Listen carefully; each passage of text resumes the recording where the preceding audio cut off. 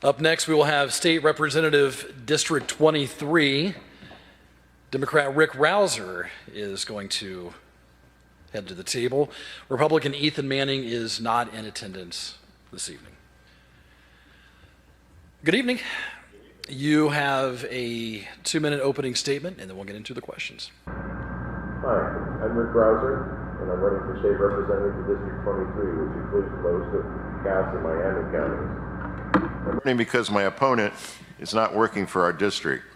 His votes and his donor list prove this. He's a career politician building his resume, and he's not here tonight because he doesn't believe you deserve to hear from him. This is unacceptable. Our state government is very one-sided at the moment. Government overreach is taking our rights and leading us down a one-way path to the bottom. More pregnant mothers and babies die in Indiana than most other states. And we've become one of the worst states for air pollution and water pollution. We have become a dumping ground for other states. Teachers are leaving our state in record numbers, and education outcomes are low. And what has my opponent done for this? Nothing. I'm an electrical engineer and a Purdue graduate, and I have grandson at IU, so I covered it all. I know how to find solutions for problems, and solutions that are based on research and data, and not just to please a lobbyist with big pockets.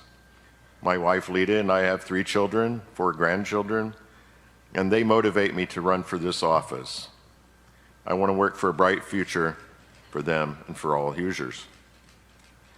I know that winning this race is a long shot. I'm an underdog. I ask for you tonight if Ethan Manning has done the work for District 23.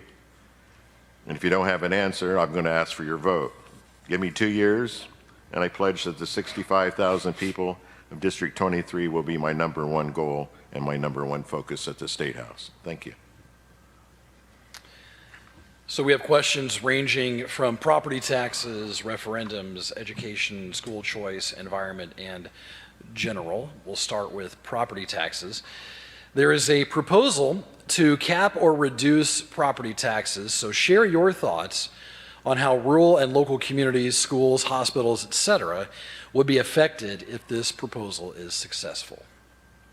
Well, property taxes are the main funding for our schools, and our schools right now, at least in Cass County and Miami County where I serve, are losing up to $4 million from voucher system that goes to private schools, which are not, we don't have any in our county.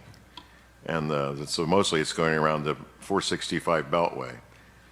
So if we reduce the property taxes, it becomes that property taxes become one of our main sources to fund our public schools. So we need the state legislature to fund the schools, and they can do that. And so that we don't have to go in with a referendum or something to ask to increasing those property taxes. I do think we need on property taxes to freeze some senior citizens are having trouble if the appreciation of their property goes up, and then they can't afford to pay for it. So we need to freeze, help seniors out. Indiana currently ranks 50th in the United States for voter turnout. Ballot measures have been successful in other states. How do you plan to support legislation enabling Indiana to have ballot initiatives on the election ballot? I'm definitely for ballot initiatives and ballot referendums. It's a heavy lift to get one. In most states, you have to have a lot of signatures on a ballot or on a petition and present it. But in my mind, this is another way that the GOP is keeping themselves in power. They won't initiate these referendums because they want to have total control and control the narrative of what goes on. So I do believe we need ballot initiatives and need to get that into the State House. But it's going to take voices to keep after your state representatives to get that done. Indiana supports school choice vouchers. The Indiana Coalition for Public Education issued a nonpartisan report that calculated Cass County schools lost more than $1.7 million in state funding in 2022 due to vouchers. Please share your thoughts on whether you believe school vouchers are beneficial for the educational system in Indiana, and discuss the pros and cons of school vouchers.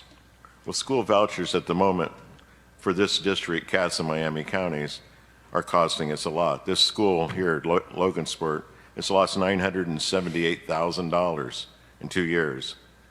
Lewis Cass, where I live, has lost $300,000. So a lot of schools have lost a lot of money going to voucher programs.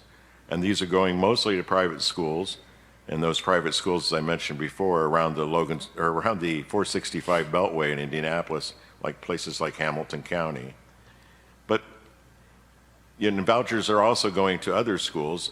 And what we find is the school systems now have to have a marketing team to market their school so they can get students there so they can keep their money up. We need to, the voucher system is not working, we need to fix it.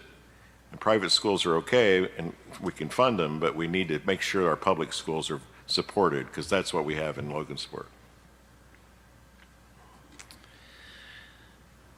Indiana currently has one of the poorest air and water quality rankings in the U.S. How would you propose supporting increased state funding for better oversight in both the Department of Natural Resources and the Indiana Department of Environmental Management? Well, we do need to increase that funding, and we have to find the money somewhere. We always say that the state says they have a surplus, so I think that'd be one place to put it. We've become a dumping ground for the country, for the states around us. You know, our dump here gets trash from Ohio, comes all the way over here.